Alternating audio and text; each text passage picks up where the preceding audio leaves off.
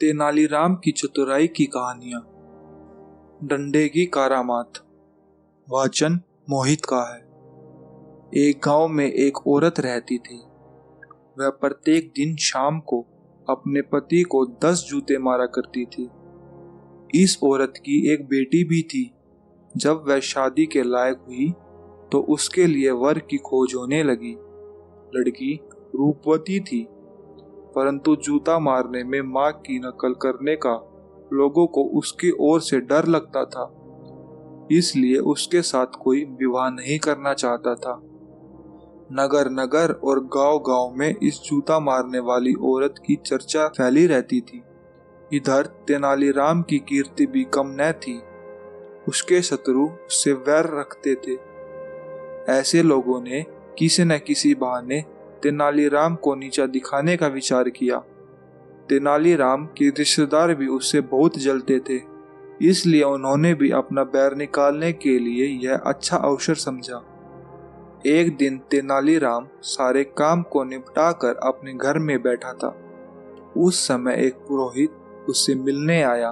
तेनालीराम ने उसको बहुत आदर पूर्वक बिठाया।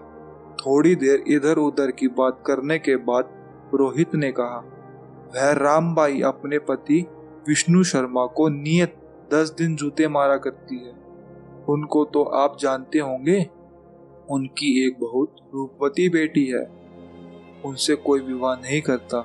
सबको यही भय है कि उसमें माता के आचरण न हो।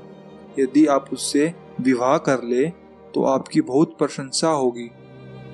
तेनालीराम ने उसका मतलब समझ लिया और कहा, आपका कहना ठीक है, परंतु मेरा एक विवाह हो चुका है और दूसरा करने की मेरी कोई इच्छा नहीं है, इसलिए मैं यह विवाह नहीं कर सकता। किंतु हाँ, मेरा एक छोटा भाई है जो इन दिनों काशी में पढ़ने गया है। यदि उसके साथ इस लड़की का रिश्ता हो सकता हो तो मैं तैयार हूँ। यह सुनकर पुरोहित जी प्रसन्न हुए। रामाबाई के घर गए और अपने आने का मतलब कह सुनाया। सुनते ही रामाबाई बहुत प्रसन्न हुई और उसने तेनालीराम के भाई को अपनी लड़की देना स्वीकार कर लिया। विवाह का दिन निश्चित करने में भी उसने पुरोहित को अनुमति दे दी। पुरोहित ने तेनालीराम के पास जाकर विवाह का दिन भी निश्चित कर लिया। तेनालीराम का कोई भाई न था। जब विवाह पक्का हो गया तब वह एक अनाथ बालक को ढूंढने लगे। ढूंढते ढूंढते 2-3 दिन में उसको एक 20 वर्ष का युवक मिला जो बहुत पढ़ा लिखा था और पेट पालने की चिंता में विजयनगर आया हुआ था। तेनालीराम ने उस युवक को अपने घर पर टिका लिया और एक दिन कहा, मैं रामाबाई की कन्या से तुम्हारा विवाह करा दूंगा और तेरे जीवन निर्वाह का उचित प्रबंध भी कर दूंगा, परंतु इन सब बातों के लिए तुम्हें मेरा भाई बनना पड़ेगा। यदि तुम्हारी इच्छा हो तो मैं उपाय करूं। तेनालीराम की यह बात सुनकर युवक अत्यंत प्रसन्न हुआ। उसने यह स्वीकार कर लिया। थोड़े ही दिन के बाद विवाह की तैयारियां शुरू हो गई। जिस दिन लड़की ससुराल जाने को तैयार हुई उसी दिन उसकी मां ने एक जूता उसे दिया और शिक्षा दी, बेटी, जो तू मेरी सच्ची लड़की है तो मुझसे भी अधिक अपने पति पर प्रभाव जमा लेना।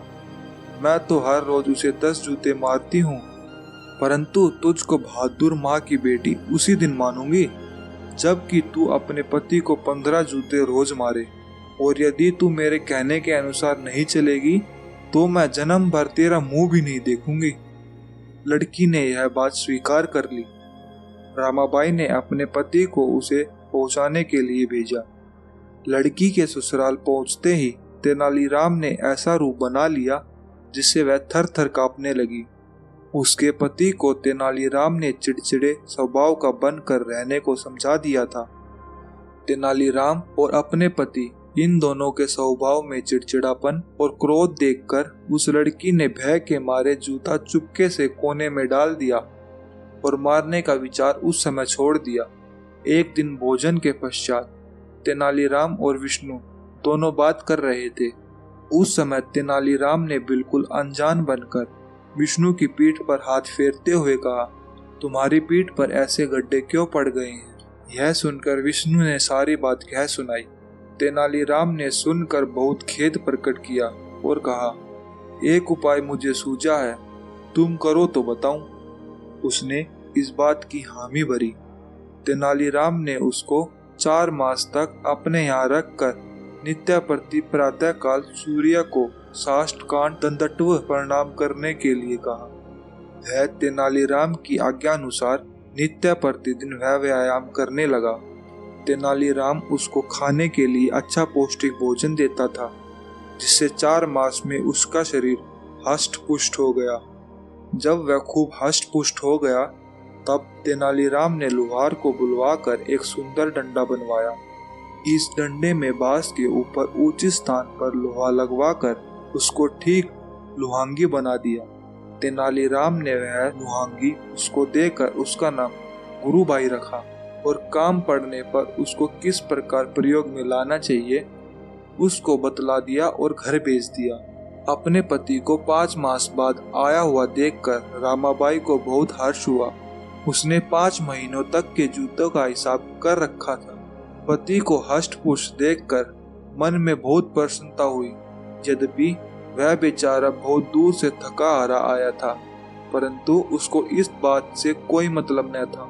उसने आते ही उसको जूता मारने के स्थान पर बैठने की आज्ञा दी। बेचारा पति अपने डंडे को छिपाए हुए उस स्थान पर जा बैठा।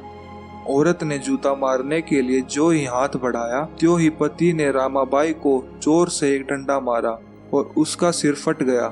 डंडे के लगते ही वह चीखी, अरे रे, मार डाला, और जमीन पर गिर पड़ी। तब पति ने दूसरा डंडा मारा, जिसके लगते ही वह और जोर से चिल्लाने लगी। उसकी चिल्लाहट सुनकर आस पड़ोस के लोग इकट्ठा हो गए और उसको मारने से रोका। अपने पति का रौद्र रूप देखकर वह डर गई और उस दिन से उसकी आज्ञा मानने लगी।